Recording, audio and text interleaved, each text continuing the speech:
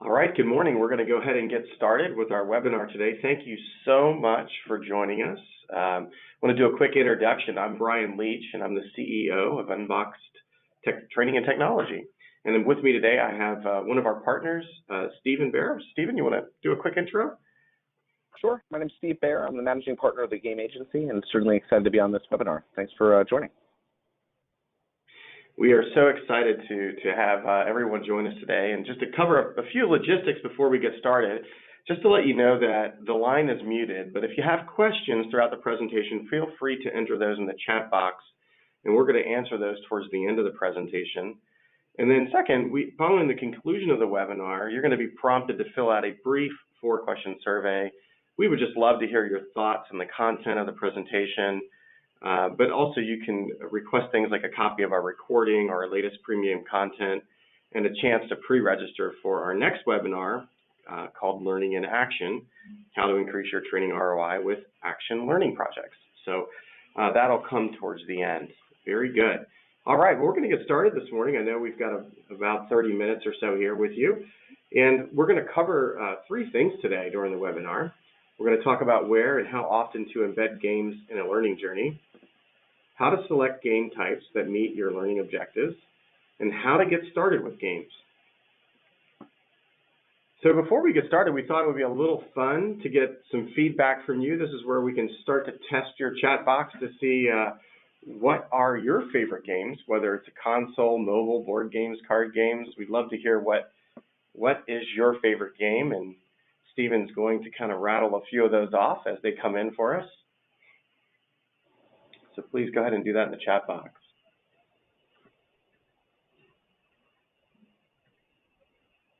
I see someone just wrote Scrabble.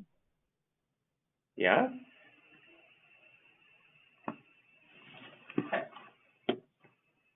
Oh, I see Cards Against Humanity is another game.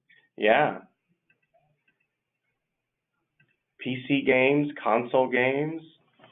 Here is one, Catan. All right, I like that game. Man, there's a lot of these good ones coming in, Stephen.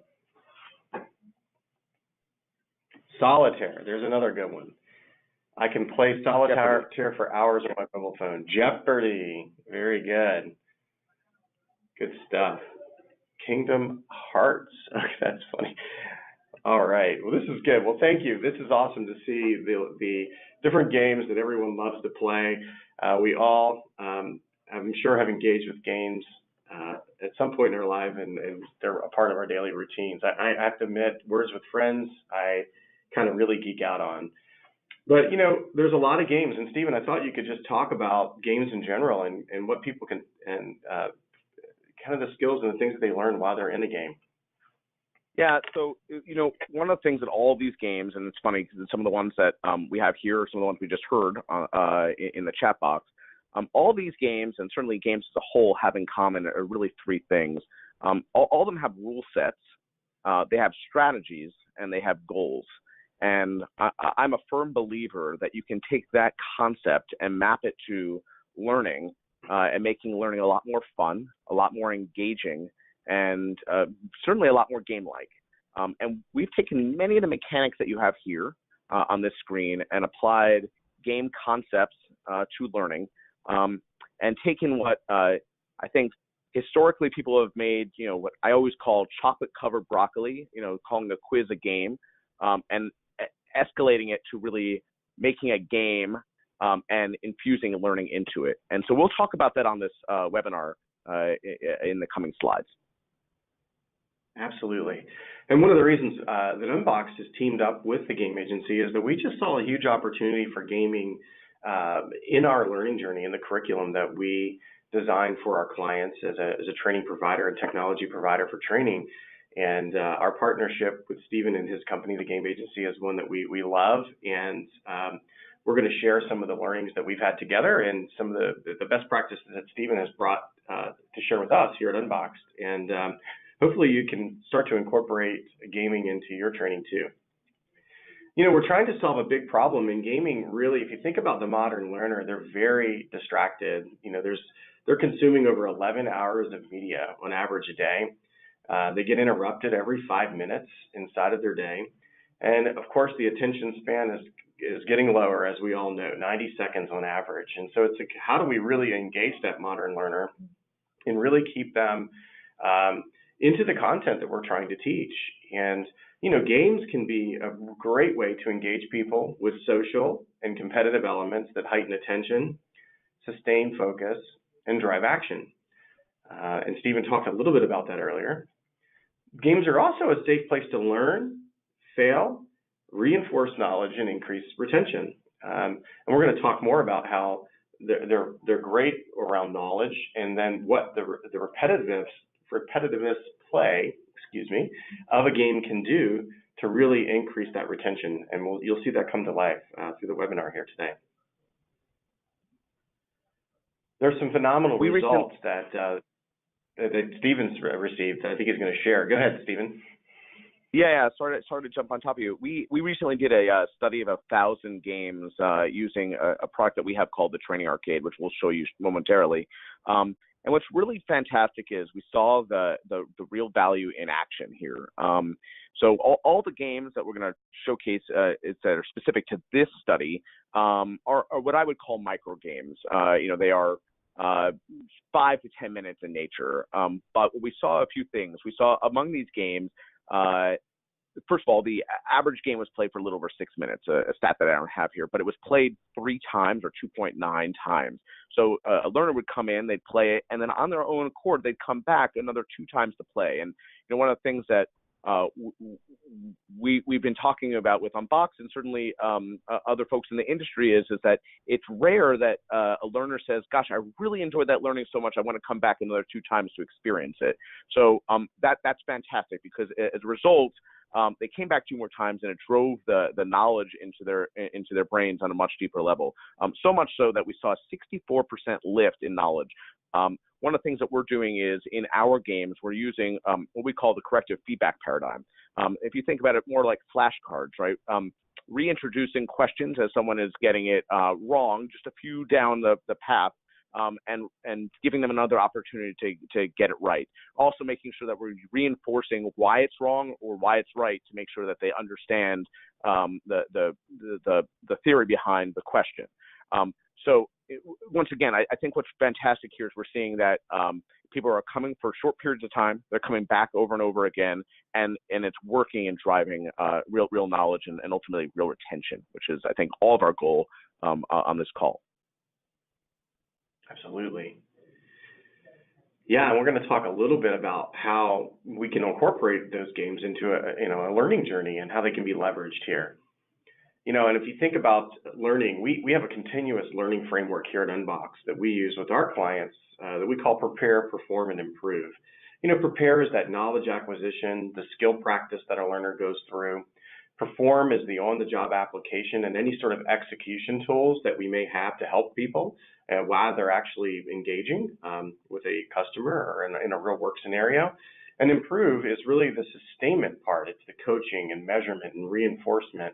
And if done well, Improve kind of loops back in to Prepare and kind of informs what a learner should do next. And of course, there's a lot being done with machine learning and AI to really help inform this cycle, which is very, very exciting in our industry. If we take an example of just a sales journey, this is a very high-level view of some steps that we're, a sales program we have here called Ready Set. But, in week 1, let's assume that we're exploring needs. There's and learner may go through a baseline assessment. They may take a self-paced e-learning, have some on-the-job activities. In week 2, as they're designing a solution, they may take another self-paced e-learning on how to, design that actual solution, go out on the job, do some activities. And then right here, we have a phenomenal opportunity to reinforce exploring needs by inserting a game into that learning journey. And that's allowing us to continue measuring the retention and what the learner had learned back in week 1. And keep moving through that journey. You can see we're in week 3 and we're learning how to go for the sale, taking a self-paced learning, doing some on-the-job activities. And here again, we've put another reinforcement game in to reinforce the previous week's learning. And, of course, I'm using self-paced examples. This could be instructor-led, any sort of modality that you may use. But in that fourth week, we here again, we're repeating the self-paced learning, the activities, and reinforcing the previous week, and then kind of ending with that final assessment to really see what our learners retained. And so at a very high level, gaming is a great way to reinforce information, knowledge, and to some level, some skills that a learner may pick up throughout that learning journey. Stephen's going to share a few examples of just different ways gaming has been applied both in e-learning and in the instructor-led environment. So Stephen, please do that. Yeah, so I want to reinforce something that Brian said. Games are, I think, most of all, a fantastic tool to reinforce, right? They're not meant to replace. They're certainly meant to augment or enhance the training that is already being done. In many ways, they act as a practice playground based on what you've just taught, and it allows someone to dig into the material, see what they know, reinforce what they don't know, and give them an opportunity to try over and over again in a safe environment. So the first example I'm going to give here is a game-based course that we just completed for a major financial institution. It's one of the largest banks worldwide. They have 7,000 risk officers and across 9 different business units. And one of the things we were asked to do is to try to figure out how can we start to set up different scenarios to help them understand a whole bunch of ways to address risk management based on different stakeholders' needs within the organization. So really having them talk to anywhere from marketing to legal to compliance and so on and so forth, and really understand the journey, if you will, of a risk officer and the repercussions, good, bad, or ugly, of the decisions that you're making. We built out really a story-based simulation, and then gave them a lot of activities to make decisions that they would using their traditional software in the office, but replicated it within the course. And then also a lot of mini games to just reinforce key information and see what people know. And I want to kind of talk about not just the fact that it's a good tool, games, to augment what the course is doing, but it's also a great tool to weave in and out of training to give people little breakpoints to talk about, rather to try different techniques. This next slide that I'm showing you here is really meant to bring to life the fact that games can come in all shapes and sizes, and I mean that actually in 3 different ways. The first thing is that they're extraordinarily applicable to lots of topics. So that one happened to be focused on teaching somebody about risk management. Well, you can do, and some of that is process, some of that's product, some of that's soft skills, some of that, but you can apply that to other things too. You can focus on compliance training. You can focus on product training, sales training, management training. All these examples that I have here are different topics just along those lines. So that's the first thing you can think about when you're thinking about games. Also, the last example I gave is certainly a 2D, simple, kitschy look, right? And fun and whimsical in manner. And that was by design. You can go 2D, you can go 3D, and you can certainly make it as immersive or as real as you want to. And then you start to think about technology, and that's a third thing we think about when it comes to taking e-learning games. You can build something that is accessible just by mobile devices and allows you to dig in little micro content. You can go as far as something that is using more hot topics like virtual reality, and going as far as getting goggles on people and having them really fully immersed into an environment. There's lots of stuff you can do to take your e-learning and build games into it that's really going to drive someone into a story, help someone understand different characters, understand different processes, and try something out and see what sticks and what doesn't, and fail and learn in the process of doing so. Brian, yeah, perfect. And then so this next slide talks about not just what you can do from an e-learning standpoint, but how you can take games and apply them to instructor-led training. And very similarly to what Brian was talking about, it being a reinforcement tool, we at the game agency and actually with Unbox have recently been working with a number of clients on instructor-led training events. And that could be anywhere from new employee onboarding to, in particular, TGA and Unbox have been doing a number of sales meetings together and thinking about how do you take your traditional training in the form of slides or videos and then really loop in games and activities and polls to engage people in a breakout session, whether it's at a tabletop of 10 working together, whether it's having groups of 3 to 5 people walking around rooms to different kiosks, whether it's doing a scavenger hunt, but really getting people to embrace the content and to reinforce the information. And then layering on top of that, gamification components, which is something that both the game agency and Unbox really believe in. Thinking about leaderboards, thinking about prizing, thinking about badging. So you can really take the combination of games and gamification techniques and apply them to instructor-led training and make it a much more immersive, much more competitive, much more collaborative, and much more fun experience. And as a result, a much more successful training experience. Absolutely. Yeah, we've learned a lot working with TGA and how to really bring gaming into the actual instructor-led event. And Stephen, that's a phenomenal example. And of course, it's fun for the learner, right? Which is really cool. I want to take a few minutes and transition to talk about, how to choose the right type of game that meets your learning objectives. And that's important. And we've been using a platform that the game agency has created called the Training Arcade. And I'll have Stephen talk about this, but it's a phenomenal authoring tool. Think of any sort of other authoring tool like you have, like Articulate, Captivate, things like that any learning instructor can use to actually create games. And so, Stephen, I'll let you talk a little bit about the Training Arcade and some of the different games that are available. Yeah, thank you. So the Training Arcade was born about 2 years ago based on some data that we saw in the marketplace. They said that the average game could be built in a rapid authoring tool in just about 90 hours. And our take over here was that didn't feel very rapid. So we wanted to build the Training Arcade to really make that a much quicker and quite honestly, as well as a much more gamified experience. So we launched the Training Arcade about a year and a half ago. Today it has 8 games in it, and I'll kind of run through them super quick, and we can dig into them deeper if anybody wants to.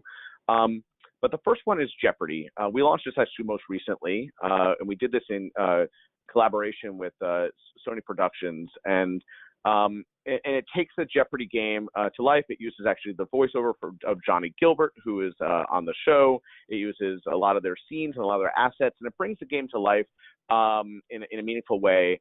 And you can build any of these in 15 to 30 minutes, by the way. The second game is Trivia. Much like all the games, it has a combination of gamification components. So you have your point system, you have your leaderboard system, a streak system, a timer system. You can turn on or off any of this stuff. And by the way, I think it's really important is not just picking a game for game's sake, but picking a game that is going to align most effectively with your performance objectives, your skill set objectives, and making sure that it is a game that's going to successfully reinforce that information, that goal of what you want people to learn. Why don't we jump to the next slide? Those first 3 games are certainly very quick in nature, but I want to actually on this slide specifically focus on scenarios. So you have your technical skills and your process skills. What I love about scenarios is it really is about soft skills. It's about engaging someone to go down a branching path with other characters and try out different techniques. Great for sales skills, great for customer service, management training, negotiation training. I really love using this to see not only what people know, but more importantly, how they behave, and using that data to understand where they belong most effectively with my organization or how I can improve their performance to make them even more effective. Let me jump to the next slide, if you will, Brian. These last 2 games are what I would call our gamiest of the games. So we have an endless jumper and we have a match game. And what I like about these is these are certainly the most addictive of the games. Endless Jumper is kind of based off of Doodle Jump. Match is based off of Candy Crush. The idea is to have a game that someone's going to want to stick with for a long period of time, that is going to allow you to reinforce key information along the way. And it really goes back to the concept of making sure that you can, every few questions, deliver information to people that's going to reinforce it over and over again. And that is that paradigm that we're talking about earlier on. The next slide I think is really important. Yeah, go ahead, Brian. Sorry. No, I was going to say, measurement, Stephen. This is something that nobody really cares about, right? So, yeah, please go ahead. well, we believe in, and this is something that that TGA, the game agency, and Unbox talk about all the time together, is that a game's not worth doing if you're not going to measure it. Ultimately, this is where the real value is, right? Yes, it's great to engage people. Yes, it's critical to reinforce information. But if you're not able to look at the data behind people's interactions, you might as well not do it. So it's, I think, great to look at, the raw data, how many people are actually engaging with it, game scores and ranks and sessions, what's correct and what's incorrect. The one thing actually we don't have on the slide that we look at together a lot is what I was mentioning earlier is behavioral trends. Really understanding who is this person, what are their behaviors, what do we glean as far as their personas, and how do we make them most effective within an organization? And I think there's a lot of amazing data that you can get out of games, in that they are true simulations, if done effectively, of the workplace. And you can really understand that person and make sure that you can either help improve their performance or find a place where they might perform even more effectively within your organization. Excellent. I want to take a moment and share, talking about results, some of the registration results that we had. If you recall, when you registered for this webinar, we actually put you in a real live game using the training arcade. And, using the same sort of format that Stephen shared earlier, Stephen, we had over 222 registrants come in. And so why don't you talk to us a little bit about how this data feels to you, Stephen, for a quick registration game? Yeah, I would say that this is very much in alignment with that study of 1,000 games up above. So if you remember before, we showed that the average person comes in and they play our games within the training arcade 2.9 times. So great to see that people came, they played, and they were incentivized either with intrinsic or extrinsic motivation, but they were incentivized to play over and over again. That's great. We also saw that in this case, actually, it was a slightly smaller play time in that, each session was a little over a minute, and people came back for a total of 2 minutes and 12 seconds. But I think the most important thing is we saw that within that 2 minutes, there's a 49% lift in knowledge using the corrective paradigm concept, corrective feedback paradigm concept. And that, once again, just as you think about from a designing perspective, it's putting questions in, reinforcing those questions behind just a few questions later, and making sure that almost flashcard-like, people are seeing that information, and if they don't understand it to begin with, they will understand it certainly by the time that they're done with this game. So in a 2-minute period of time, we almost had a 50% increase in knowledge, which I'm very pleased with. Yeah. Heck, that's awesome. If you can get a result in 2 minutes, of learning to really move someone's knowledge forward, that's pretty effective. We also wanted to talk a little bit about what we call the 5 W's and the 1 H. A lot of you are probably like, how in the world do we get started? How do we even think about games? We've talked a lot about, where they can fit in the curriculum, how they can be used in e-learning, how they can be used in instructor-led, how they can be used to reinforce small bits of knowledge in that learning journey. And so, we've got some tips for you to kind of go through here. And Stephen, I'm going to cover these, and please add in any additional insight that you have. I mean, we want to obviously know who your target audience is, what motivates them, and what sort of learner are they? Obviously, talking about the performance objectives that you may have. What are you trying to accomplish? Are you trying to move a behavior forward? Are you trying to increase knowledge or reinforce something that you've already taught? what skill gaps that you have for improvement. So if you think about that learning journey that I shared earlier, we were very strategic in that journey to reinforce knowledge gained in a previous week. That was our intent, to really drive sustainment of the program, and that was really our goal. Talk about when you want to roll it out. Is it going to be an e-learning or an instructor-led event? Obviously, if it's going to be an instructor-led event, there's going to have to be some level of planning that goes along with that to have the devices ready for folks to play, which is kind of obvious but important to know. And really deciding, why is the game more effective than text, video, lectures? And Stephen, I'm going to ask you to talk about that one in a moment, because I think that's one that you'll have some point of view on, and how you can incent players, which is really important, and really motivate them and reward them outside the game too, not just in the game. And so, Stephen, I'd love for you to just kind of layer on just some of your experiences here in these ways that we think about using games. Yeah, so by all means. So when we look at number one, you think about the target audience. One of the things we're thinking about is across the board, who are they? What functions are they in? What geos are they in? Does this need to be a multilingual experience? Do you want this to be a competitive or collaborative experience? And then also, just based on your audience, and most of us are training really a broad spectrum of people, but can we see any commonalities that say, gosh, this audience would really like this type of game mechanic? So that we think about that, certainly. I'm going to couple number 2 and number 3 together, and honestly, it's about thinking about, first and foremost, this goes back to almost like a taxonomy alignment. What performance objectives are we trying to address, and as a result, what skills need to be improved to address that? And I think that's really critical, because I think you can very effectively align the right game mechanic based on that question. I do believe that based on when this will be rolled out, is it going to be part of an e-learning experience? Is it going to be part of a instructor-led training experience? Really understanding that will help also identify, what do you want that game experience to be like? Do you want that to be competitive? Do you want that to be collaborative? Do you want it to be a very small portion of the experience? Do you want it to be woven in every 30 minutes into an experience? How do you want to do that?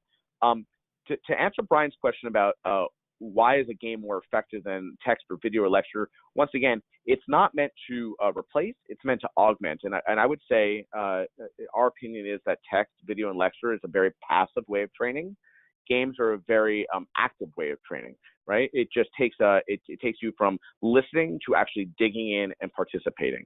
And the last part is about incentivizing the player, right? And this is something that is a lot of overlap in what the game agency and Unbox focuses on, which is the gamification layer. And I would maybe talk about the difference between what is gamification and what is games, right? So gamification is your point system, your leaderboard system, your badge system, your prize system, all the things that are little features, if you will, within a game, versus the game itself, which is the storyline, actually engaging and playing the game mechanic itself.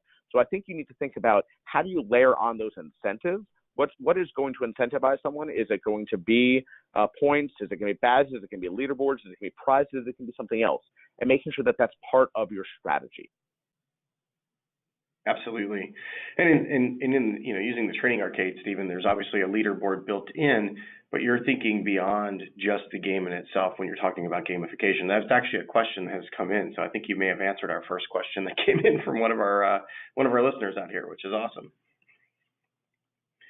Well, it's hard to believe we've almost spent 30 minutes talking about games, Stephen, but we have our contact information here, so you can certainly reach out to Stephen or myself with any sort of follow-up questions. We both kind of geek out talking about learning and gamification. I think we're proud to say that, Stephen, that we're good learning geeks, I guess. And we wanted to take a few minutes here and just open up the webinar to get a few questions coming in. And Stephen, I have one that came in here quickly that said, should we be using games in lieu of quizzes? And I thought I'll just take that one to get us started and let you layer in any additional insights. I think both are important. I use quizzes inside of eLearning to just get a test of knowledge and to really enforce information along the journey inside of eLearning, for example. But I love a game as a way to drive sustainment and reinforcement, maybe after the fact. And you saw in the learning journey example that we shared, we were using that game strategically a week later, as reinforcement. Stephen, anything you want to add there to that question? No, I would agree. I think that there's two parts to that. I think that one is I think a quiz is a great assessment tool. I think a game is a great reinforcement tool, and I think that's the distinction between the two. And I think that you can layer a game later on, or you can layer games as mini mechanics throughout your training. So if you looked at that, that 4-panel chart that Brian had up earlier, it's about weaving it into your journey along the way as a way to reinforce that content and actually have someone practice stuff in a safe environment. So I think that's how I would differentiate the two. I think one is assessment, one is reinforcement, and certainly games are more of a practice playground than a quiz. Stephen, we got a great question here. It's what is the best way to justify games to stakeholders that believe games are juvenile? It's a great question. So I think it's all about the data. The reality is, and this goes back to, and I'm obviously extremely biased on this, but if you look at other forms of training in nature, the vast majority of them are very passive in nature, right? There's not a lot of data you can get on what your employees know based on lectures or reading material or videos that is being delivered to them. But if you can actually get them to engage into a game and try out different techniques and be able to look at not only what they know but how they behave, you are equipped with way more information on your employee than you are otherwise. So to us, the gold is in the data, and it really helps the organizations out in a much more meaningful way than any other medium as far as we're concerned. Yeah, Stephen, we got a couple of good questions around are games compatible with learning management systems? And the answer is yes. And the Training Arcade works with learning management systems. And I know all the other custom game experiences do too. Anything you want to add there, Stephen? Well, yeah, the only thing I would add to that is that when we're designing games, whether they're custom or they're using the Training Arcade, we take into account a few things. We take into account not just, obviously the game experience and the data behind it, but building it out so that you can get much deeper information within a game, but also that they're packaged up as SCORM or XAPI packages so that they can plug right into LMSs, so that they can be delivered as components, as often web objects, right into rapid authoring tools. So if you're using Captivate or Storyline or Lectora, we build for that. We also built into most of our games a really straightforward SSO integration. So we try to, and this is something that certainly the game agency and Unbox believe in, is let's not make it a hassle for the trainer or the learner. Let's make sure that it really integrates smoothly into the user experience. Yeah. All right, Stephen, we'll take one last question here, and they're coming in. And the question we had is, how do you measure the ROI for a game or using a game? And I think we hit this a little bit earlier, but I think obviously the measurement component of this is pretty important. And heck, we showed how we used a game for this webinar to really increase knowledge in 2 minutes. And so, Stephen, any thoughts that you have on return on investment, the big question that we get asked all the time? Yeah, so I'm a real believer that if you're going to use a game, you should have some baseline data. So if you're going to, I think it's always critical to make sure you understand what your audience's knowledge is prior to your training. So we often do pre and post test analysis. That could be, by the way, going back to the question about a quiz versus a game, it could be in the form of a quiz just to understand what's the baseline across 5 or 10 key pieces of information prior and after the training. And I think you will quite honestly find we have in almost every instance a tremendous lift in knowledge with the use of games, and they prove their effectiveness just in the data itself. And I think that's the best way to show whether it's based on people's knowledge, people's retained knowledge, so testing them again 3 or 6 months later on it, or excuse me, having a real understanding beyond what you do today as to people's behaviors, or tendencies. Yeah, and Steve, that's a great point. When we design curriculums here at Unboxed, we are using games for a good sustainment strategy. If you think of that 30, 60, 90-day period, they're great ways to engage a learner, after they've already been through the training. And to your point, you've already maybe have done that pre and post assessment. And then you can also see kind of where they are when they start that game, compared to that post assessment, and how they are after playing the game. And we always see improvement and a lift, which is great because people forget things right after time. And if they're not applying them or putting it into practice, it's a great way to engage that learner with reinforcement. So, well, Stephen, we have gone past our time. We're 5 minutes over. So I just want to really thank everyone for joining us, and encourage you to fill out the survey at the end, giving Stephen and I some feedback. We'd love that feedback. And if there's any additional materials you want to request, you can certainly do that there. And Stephen, thank you so much for joining me today. It's been so fun doing this, and I appreciate your time too. Well, likewise. Thanks, Brian, and thanks everyone for joining. Happy to answer any questions, and certainly really enjoyed our time together. All right, everybody, have a great day.